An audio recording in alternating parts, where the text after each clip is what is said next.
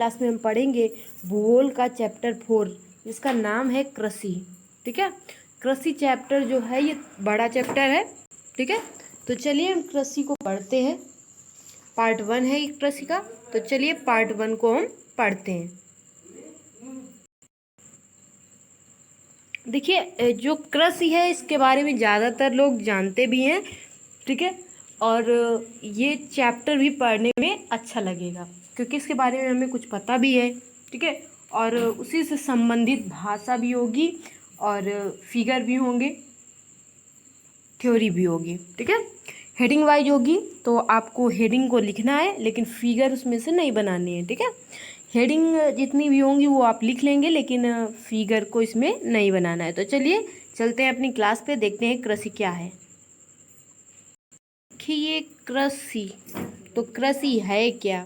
ठीक है, तो देखिए कृषि के बारे में बात करें तो कृषि की दृष्टि से जो भारत हमारा है वो एक क्या है, महत्वपूर्ण देश माना जाता है। ठीक है, हमारा देश कृषि प्रधान देश है। ठीक है, इसकी जो 2/3 जनसंख्या है वो कहाँ पे, कृषि कार्यों में ही संलग्न है। मतलब हमारे भारत में 2/3 जनसंख्या जो है, ठीक है, वो किस में संलग्न है, कृषि का ही कार्य करती है। कृषि जो है वो एक प्राथमिक क्रिया है। क्रिया क्या है, कृषि एक प्राथमिक क्रिया है, मतलब पहले सबसे पहले करने वाला ये कार्य है कृषि। ठीक है, जो हमारे लिए अधिकांश खाद्यान्न जिसे हम खाते हैं वो उत्पन्न करती है। ठीक है, खाद्यान्नों में अतिरिक्त, मतलब खाद्यान्नों के अतिरिक्त या विभिन्न उद्योगों के लिए कच्चा माल भी पैदा करती है। ठीक है, विभिन्न उद्योगों के लिए कच्चा माल भी पैदा करती है। इसके अतिरिक्त कुछ उत्पादों जैसे चाय, ठीक है, कॉफ़ी, मसाले इत्यादि का भी निर्यात करती है। मतलब कृषि से ही जितनी चीज़ें जुड़ी हैं, जितने हमारे खान पान की और खाद्यान्न की, तो वो सारी चीज़ें हमारी किससे जुड़ी हैं, कृषि से जुड़ी हुई हैं। ठीक है, तो यही है कृषि और इसी के बारे में पढ़ना है, इसी के प्रकार के बारे में पढ़ना है और इसी के सारी फसलों के बारे में पढ़ना होगा, कौन कौन सी फसल होती है, कैसे होती है। तो चलिए सबसे पहले हम प्रकार की इसके बात कर लेते हैं। तो देखिए कृषि के प्रकार। ठीक है, जो कृषि है वो हमारे देश की प्राचीन आर्थिक क्रिया भी कही जाती है, क्योंकि हमारे देश की प्राचीन आर्थिक क्रिया भी है। ठीक है, क्योंकि इसी से अर्थ भी मिलता है हमें। ठीक है, तो पिछले हजारों वर्षों के दौरान भौतिक पर्यावरण, प्रौद्योगिकी और सामाजिक सांस्कृतिक रीत रिवाजों के अनुसार खेती करने की विधियों में सार्थक परिवर्तन भी हुआ है। जीवन निर्वाह खेती से लेकर के, ये खेती क्या है, खेती का प्रकार है जीवन निर्वाह खेती से लेकर कौन सी, वाणिज्य खेती। वाणिज्य खेती भी कृषि का प्रकार है। वाणिज्य खेती तक कृषि के अनेक प्रकार हैं। वर्तमान समय में भारत के विभिन्न भागों में निम्नलिखित प्रकार के कृषि तंत्र अपनाए गए हैं। ठीक है, क्या बनाए गए हैं, तो विभिन्न प्रकार के जो कृषि तंत्र हैं वो अपनाए गए हैं वर्तमान समय में। ठीक है, तो चलिए इनको हम देखेंगे, पढ़ेंगे क्या है इनके प्रकार में।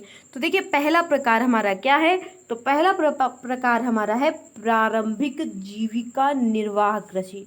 अब देखिए प्रारंभिक जीविका निर्वाह कृषि होती क्या है।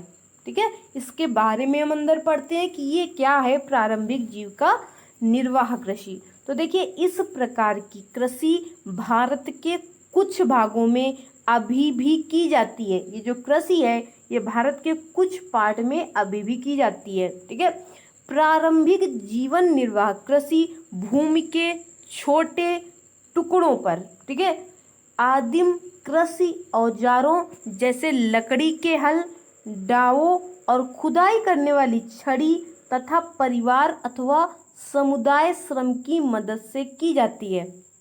ठीक है, तो ये कैसे की जाती है, ये छोटी जगहों पे की जाती है, भूमि के छोटे टुकड़ों पे की जाती है, हल द्वारा, डाव द्वारा और खुदाई करने वाली छड़ी द्वारा और परिवार अथवा समुदाय के मिलकर इसमें काम करते हैं, उनकी मदद से ये खेती की जाती है।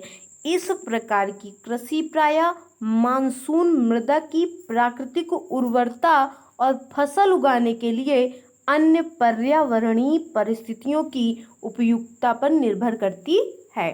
तो ये जो कृषि है, प्रारंभिक जीविका निर्वाह कृषि, ये सब मतलब सभी लोग, अधिकतर लोग ये कृषि करते हैं। ठीक है, अपने घर के आसपास ही, अपने घर के पीछे आगे इस तरह से जैसे धनिया उगाते हैं। ठीक है, इसी तरह से वो कृषि में आती है, इस तरह की प्रारंभिक जीविका निर्वाह कृषि के अंतर्गत। ठीक है, तो फसल उगाने के लिए ये क्या करती है, अन्य पर्यावरणीय परिस्थितियों और उपयुक्तता पर भी निर्भर करती है। ठीक है, चलिए अगली कृषि के बारे में पढ़ लेते हैं।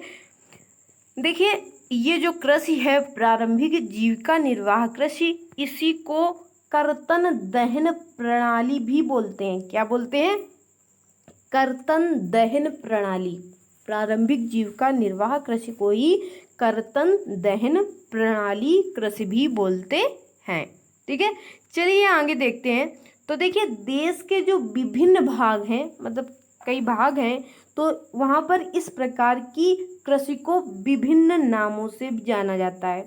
हम इसे जानते हैं कर्तन नाम से भी जानते हैं, लेकिन जो देश के विभिन्न भाग हैं, विभिन्न राज्य हैं, वहाँ पर इसको भिन्न भिन्न नामों से जाना जाता है। जैसे अगर बात करें तो उत्तर पूर्वी राज्यों जैसे असम, मेघालय, मिजोरम और नागालैंड में इसे झूम बोलते हैं। क्या बोलते हैं? झूम खेती बोलते हैं। ठीक है, कहाँ कहाँ बोला जाता है झूम खेती? तो उत्तर पूर्वी राज्य, असम, मेघालय, मिजोरम, नागालैंड। असम, मेघालय, मिजोरम, नागालैंड में इसे झूम कहा जाता है। ठीक है, वहीं बात करें अगर मणिपुर की, तो मणिपुर में इसे पामलू कहा जाता है। मणिपुर में इसे क्या बोला जाता है? पामलू। ठीक है, और छत्तीसगढ़ के बस्तर जिले और अंडमान निकोबार द्वीप समूह में इसे दीपा कहा जाता है। क्या कहा जाता है? दीपा। तो देखिए, मणिपुर में इसी खेती को पामलू नाम से जाना जाता है, पामलू। ठीक है, और छत्तीसगढ़ के बस्तर जिले और अंडमान निकोबार द्वीप समूह में इसे दीपा कहा जाता है। ठीक है, दीपा नाम से जाना जाता है। तो चलिए हम झूम खेती को पढ़ लेते हैं। देख लीजिए, झूम खेती को पढ़ लेते हैं, ये इम्पोर्टेंट है, झूम खेती पूछी जाती है। तो देखिए, जो झूम खेती है, ये कर्तन दहन प्रणाली कृषि को मैक्सिको और मध्य अमेरिका में मिल्पा, वेनेजुएला में कोनकू, ब्राजील में रोका और मध्य अफ्रीका में मसोले, इंडोनेशिया में लद्दांग और वियतनाम में रे के नाम से जाना जाता है। इसी झूम खेती को विदेश में किन नामों से जाना जाता है वो दिया गया है यहाँ पे। तो देखिए, कर्तन दहन प्रणाली बोले या झूम बोले, तो इसी झूम खेती को या कर्तन दहन प्रणाली को बोला गया है कि मैक्सिको और मध्य अमेरिका में इसे क्या नाम बोला जाता है? किस नाम से बोला जाता है? मिल्पा नाम से बोला जाता है झूम खेती को, मैक्सिको और मध्य अमेरिका में। और वेनेजुएला में, देखिए, मैक्सिको में और मध्य अमेरिका में इसे मिल्पा कहा जाता है, वेनेजुएला में कोनकू कहा जाता है और ब्राजील में इसे रोका कहा जाता है। क्या कहा जाता है? रोका। ठीक है, और मध्य अफ्रीका में बात करें, मध्य अफ्रीका में, तो इसे मसोले बोला जाता है।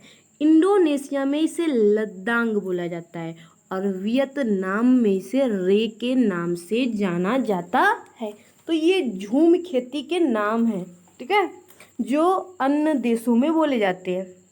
अब देखिए, भारत में अगर बात करें तो भारत में भी ये प्रारंभिक किस्म की खेती है।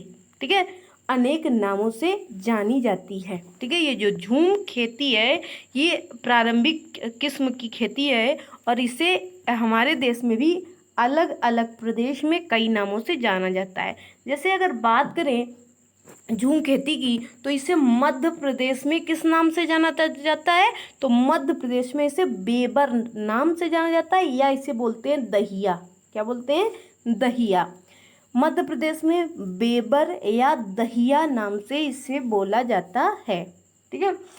अगर आंध्र प्रदेश में देखें तो आंध्र प्रदेश में झूम खेती को पोडू या पेंडा बोलते हैं। क्या बोलते हैं? पोडू या पेंडा। उड़ीसा की बात करें तो उड़ीसा में इसे पामा डाबी या कोमान या बरिंगा बोलते हैं। ठीक है। क्या बोलते हैं उड़ीसा में? पामा डाबी या कोमान या बरिंगा। पश्चिम घाट की बात करें तो पश्चिमी घाट में इसे कुमारी नाम से जाना जाता है। झूम खेती को पश्चिमी घाट में किस नाम से जाना जाता है? कुमारी नाम से।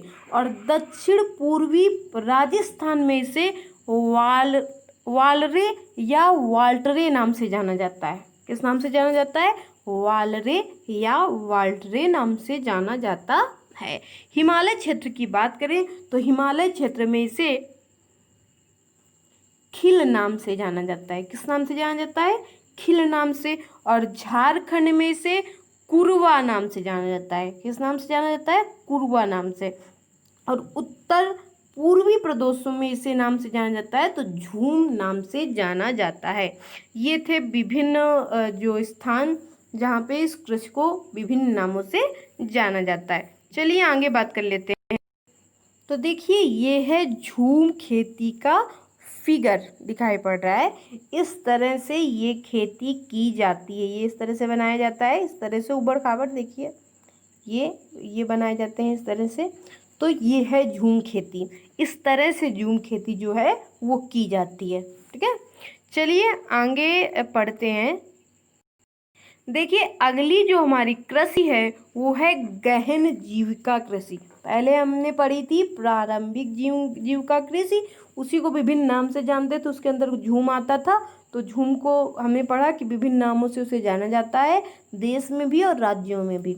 अब हम दूसरा इसी का नंबर है गहन जीविका कृषि, उसके बारे में पढ़ते हैं। तो गहन जीविका कृषि होती क्या है? ठीक है।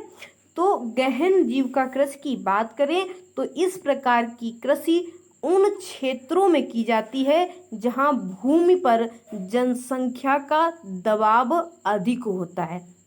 जिस भूमि पर जनसंख्या का दबाव अधिक होता है ये खेती वहीं की जाती है। ठीक है।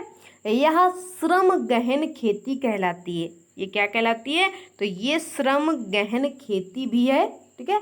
जहां अधिक उत्पादन के लिए अधिक मात्रा में जैव रासायनिक निवेशों और सिंचाई का प्रयोग किया जाता है। ठीक है।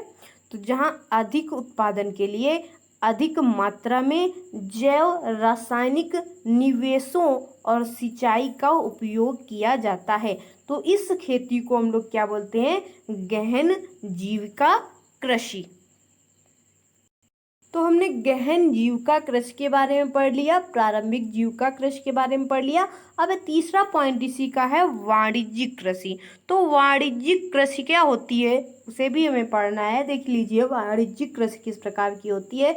तो जो वाणिज्यिक कृषि होती है वो क्या होती है? तो पढ़ते हैं उसे।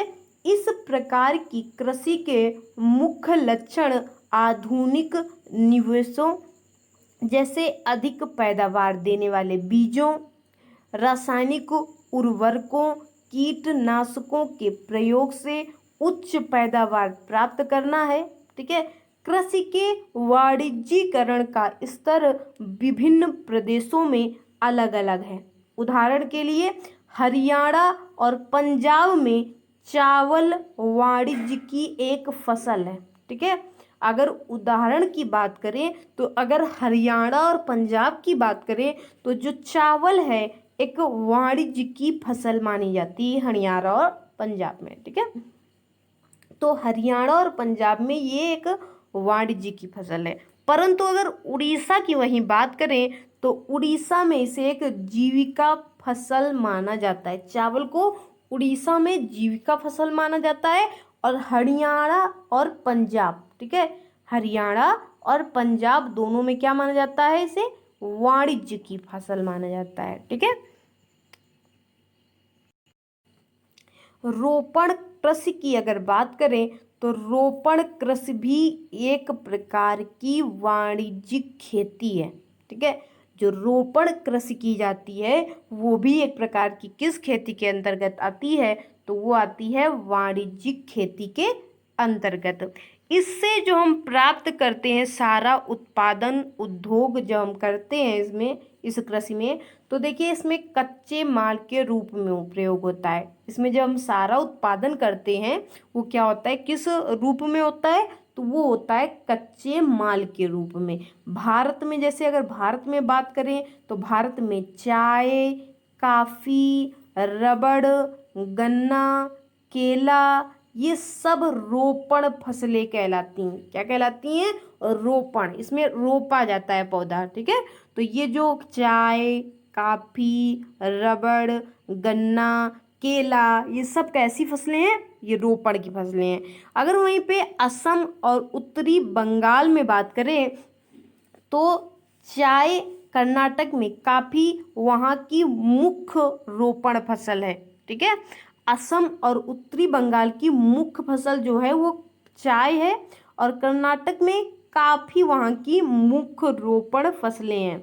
चूंकि रोपण कृषि में उत्पादन बिक्री के लिए होता है। ठीक है, रोपण कृषि में किस लिए उत्पादन किया जाता है, तो उत्पादन किया जाता है बिक्री के लिए।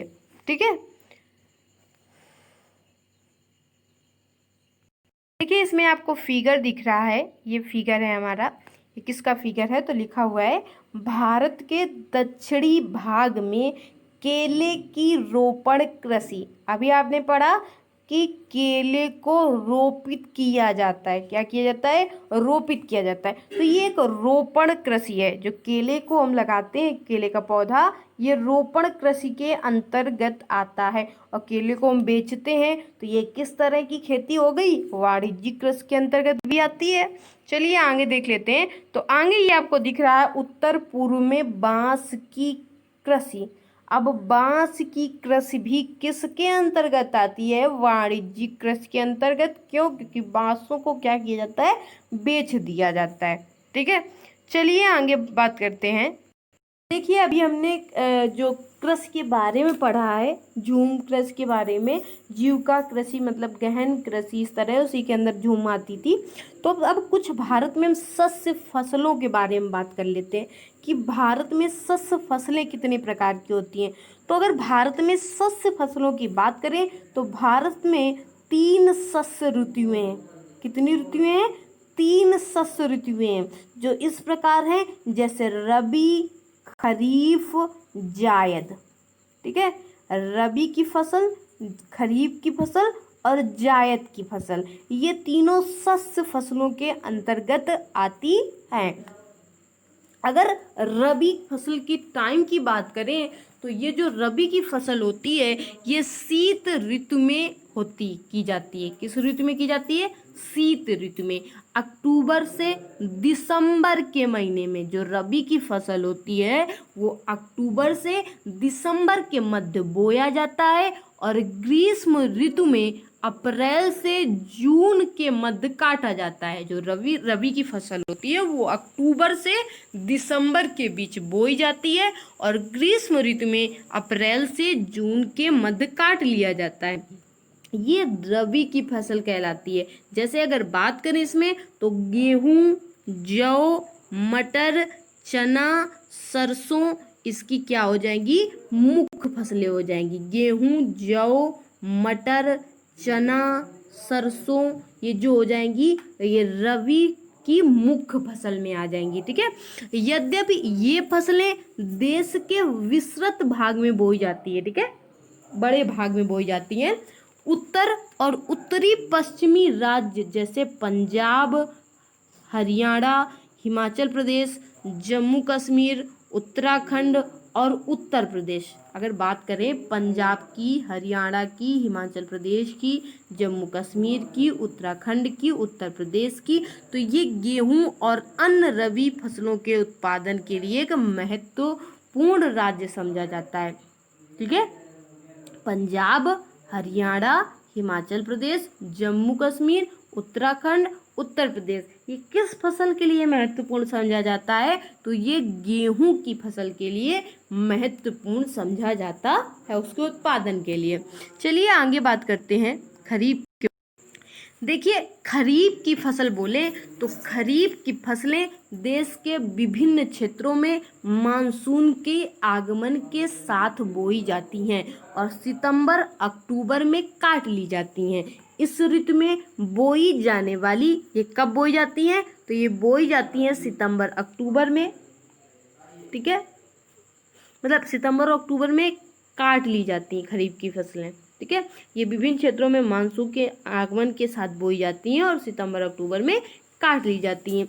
इस ऋतु में बोई जाने वाली मुख्य फसलें कौन सी हैं? तो बात करें तो चावल, मक्का, ज्वार, बाजरा, ठीक है, अरहर, तुरमिन अरहर, मूंग, उड़द, कपास, जूट, मूंगफली और सोयाबीन शामिल है। ये सारी फसलें सितंबर और अक्टूबर में काट ली जाती हैं और ये बोई जाती हैं कब? जुलाई और अगस्त में। मानसून के अनुसार जिस तरह से पानी हुआ उसी तरह से ये बो दी जाती हैं। तो जुलाई या जून में भी बो दी जाती हैं, तो जुलाई और अगस्त, ठीक है, बोई जाती हैं और सितंबर और अक्टूबर में काट ली जाती हैं। तो ये किसकी फसल कहलाती हैं? ये खरीफ की फसलें कहलाती हैं, ठीक है। जिसमें अगर बात करें तो चावल की खेती मुख्य रूप से कहाँ पे की जाती है?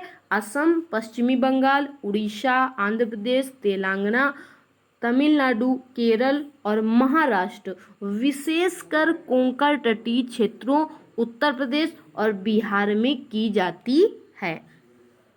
पिछले कुछ वर्षों में जो चावल है, ठीक है, चावल उत्पादन में वो पंजाब क्या हो गया है? अग्रणी हो गया है। पंजाब क्या हो गया?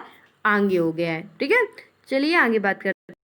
अगर रबी और खरीफ फसल ऋतुओं के मध्य एक ग्रीष्म ऋतु में बोई जाने वाली फसल को जो कहते हैं वो क्या कहते हैं? जायद। जैसे बीच का जो महीना हो जाता है मई जून, ठीक है, अप्रैल मई जून या मई जून की बात करें तो मई जून में जो बोई जाती है फसल वो कौन सी बोई जाती है? तो मई जून में बोई जाने वाली फसल होती है जायद, जिसे जायद कहते हैं।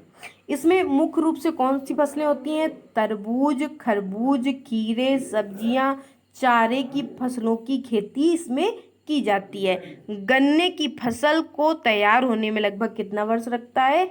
तो 1 वर्ष लगता है, ठीक है। गन्ने की फसल को तैयार होने में लगभग कितना समय लगता है? तो गन्ने की फसल तैयार होने में लगभग 1 वर्ष का समय लगता है। तो देखिए, जो हमारी आज की क्लास है वो यहीं पे हमारी फिनिश हो रही है।